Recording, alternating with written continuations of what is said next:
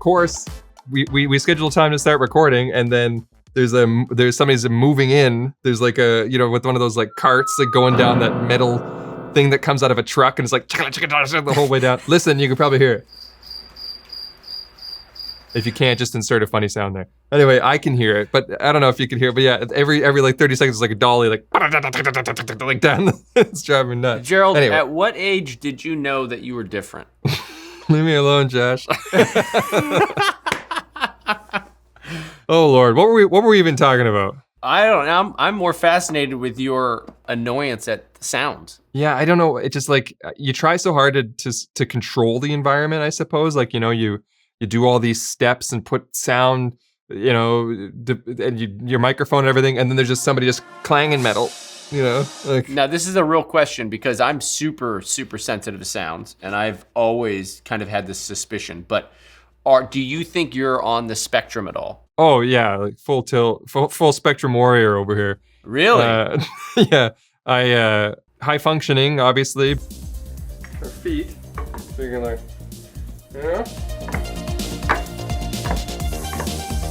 I definitely have like Asperger's, classic case when it comes to, if we're talking, is it because of the sensory stuff, like sound and light and everything? Yeah. Yeah, I'm super, super sensitive to sounds, and like they really annoy me whenever something interrupts me. Like it totally interrupts my focus, and I just have always assumed that might be some sort of ADHD or OCD or whatnot. But now I'm thinking that it might be shifting on the side of, on the spectrum a little bit. And I look at all the other things, like I value things and not relationships sometimes. It's hard for me to like invest in social experiences versus like shiny new products that I do a video on. You know what I mean? Like those Right. are all these things kind of play in there. I'm like, I'm just starting to realize that maybe there's a little bit there. I don't know. But have you ever been diagnosed with it, or is this just your kind of? No, like when I was a kid, growing up in the 80s, they put everybody on Ritalin, and they just kind of thought everybody was hyperactive or something. And I feel like there was more and more, people talking about autism and stuff like that as the years went on. But by the time I was an adult, I kind of had to figure it out myself by, there was YouTube videos, there was things on TV and books and articles and stuff that they all just started pointing. Like every time I'd read something, or every time there'd be like a study of somebody with Asperger's, or there'd be a character with that, it was like, I'm watching me, And so eventually I just did a lot of reading on it. And it was like, yeah, I have every single one of those. Like I'm like a textbook case. There's this great, I think he's like an Australian guy who tries to like communicate to like adults with Asperger's, and he was like, these are some things that you might experience. And I'm not talking about that like astrology thing where you think everything applies to you. I'm saying like literally very specific things Like what? where it's like, so the sensory one is a huge one for me. And it's not just sound. In fact, when I used to shoot YouTube videos, I used to wear sunglasses and stuff like that, not just to emulate Casey Neistat, but because the light, like I'm pretty severely photophobic. And so I have to sort of do my lights in a way where it doesn't bother me. And I blink a lot like a maniac usually and stuff like that. If I go outside after being inside, I can't see for a while. Like I have to like squint and like look down. So light really bothers me. Smell. How have I never noticed? Wow, you cover this up great, dude. Holy crap! You think so? I mean, you're great on camera. You're not blinking. I don't know. People are gonna notice now. They'll go back and they'll be like, yeah, he does blink a lot. Or it's but everything, sound. If somebody lights a candle or something, and it's not a smell that I find like welcoming. I describe everything as almost like a headache. It's not a headache. It doesn't feel like a headache, but it has that kind of sense of where it's just sort of up here and it's frustrating and you need it to stop because it's all kind of like how a really bad headache is all you think about.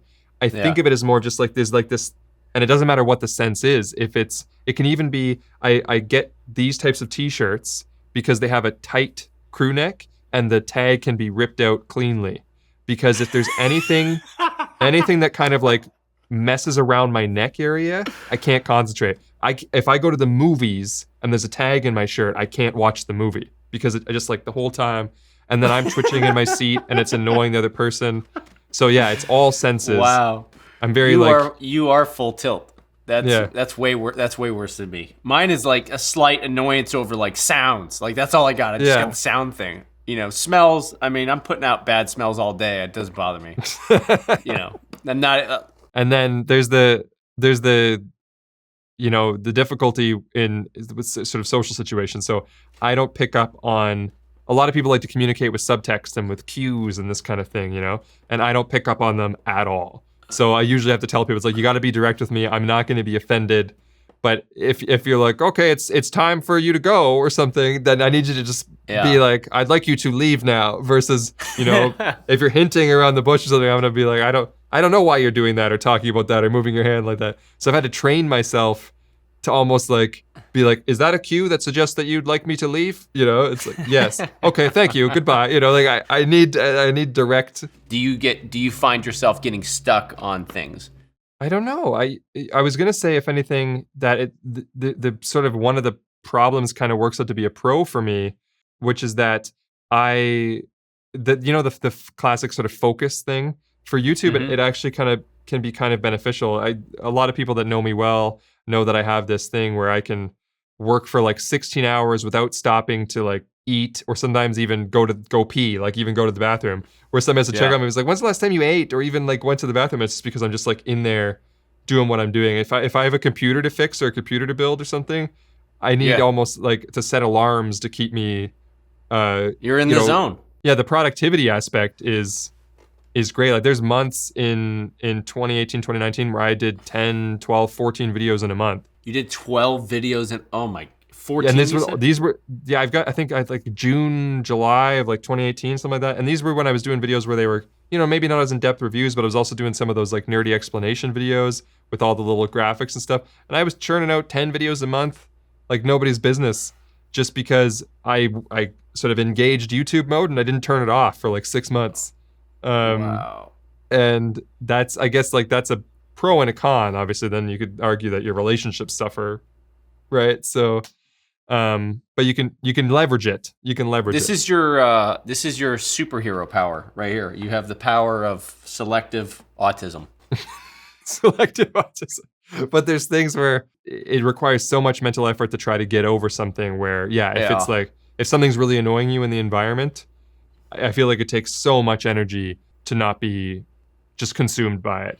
Or the amount of, when I have a conversation with somebody, like a first impression conversation, or, the first kind of like meet and greet thing, it requires, I feel like I have to do 3 times as much work as another person. It comes naturally to them, just to kind of, and I feel like I can come across as pretty charming. I feel like I can do an okay job on a first impression, but it requires a lot of work. I have to, what do people normally do here? What are they expecting when they say that kind of thing? What's the appropriate reaction? What's that face mean? Am I making that face? Am I giving off a thing? So I have to kind of like, there has to be a lot of calculations done every second to just sort of have a normal conversation, You get better at it though. It becomes routine and habit forming. Right now though, for example, there is something over here, could be a distant lawnmower. I don't know, let's see if the mic picks it up. But it just started maybe while I was talking that last paragraph is when I noticed it. And now I'm not going to be able to not notice it. But thankfully the move-in stopped happening. So that's good. But now there's this, now it's stopped.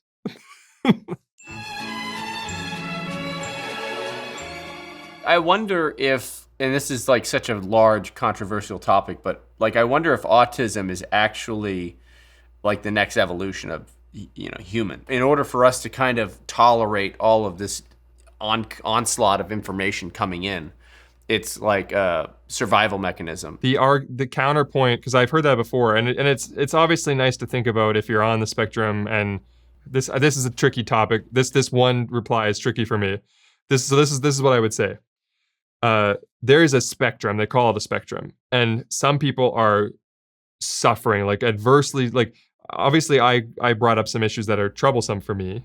But the reason why I specify like high functioner is because I have a lot of trouble having a normal job, but I've found a way in order to have relationships and make a living and, lead a happy life. There's other people that, I'm not saying they can't be happy, but they have a lot harder time with those other aspects, or that it would lead on the side of them needing assistance and they just don't have the same regular abilities that we take for granted. So I think that anytime that you make a statement, and I'm not saying you did anything wrong here, but I've heard it before, like say something like it's the next step. I feel like because it's such a wide gamut, that it doesn't fairly bring everybody into it to be like it's the Right. next step, because for Yeah. some people it's very I different. guess what I'm challenges and more everything. leaning on is that I know that it's very challenging for some families. Like as a new parent, the one thing that I wanted and my wife wanted was just to have a healthy baby. Like just Sure, have like everybody can relate to that. yeah, like can we just have a healthy baby where it's like you start out at 0. And I know that that's like we're lucky like that's not the case, and we still don't even know. Like our kid could be autistic. Like you don't know that for I think until they're 1 or 2 and they start picking up on certain cues or not picking up on cues, But I know that on one hand, you can think of it as some debilitating thing, but on the other hand, you can look at it like maybe it's the solution. Maybe it's some sort of mechanism that is there in place to guide us to the next step or to correct something that's wrong in our society, I think that if we were to talk about evolution from the sense of mutation, I'm sure that I'm not going to go as far as to call everybody with autism mutants, but you need to have a whole gamut of just different things happening all the time in order for something to emerge as stronger, better, fitter. So right. there's nothing necessarily wrong. Like, humans are where we are now because the smarter ones prevailed, and that's why we're such a conscientious species, compared to the primates that before us.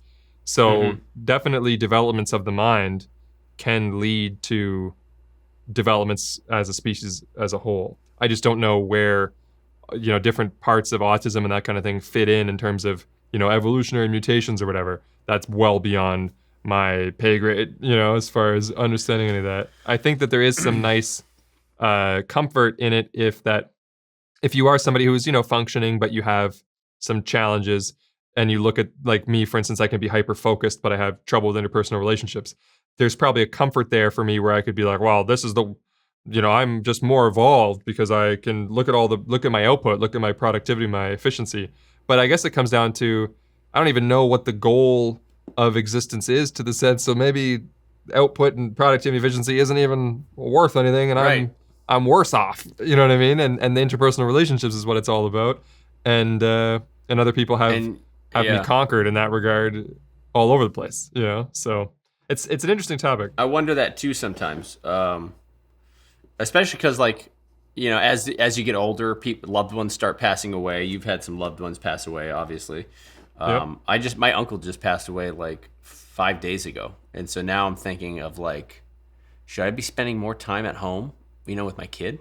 Like what am I sweating YouTube stuff for, right? Like, is it just money? At the end of the day, I can't take it with me. You hear about the end of life stories, right? When they're dying, when they're on their deathbed, there was like this kind of debunked. It was a letter from Steve Jobs of like him on his deathbed, but it's now been debunked. It's not true. But it was kind of that notion of don't value things or money, but value people, because that's how you are remembered. The relationships that you had with people, and how people that are dying, that they often regret how much time they spent working and how much more time they should have spent with their loved ones, because that's everything at the end of the day. We went into a whole new chapter here. By the way, editor note, while Josh was doing his last bit there, you should duck my audio because I had the trash compactor and the lawnmower going. Just duck me while Josh was talking what he was talking about.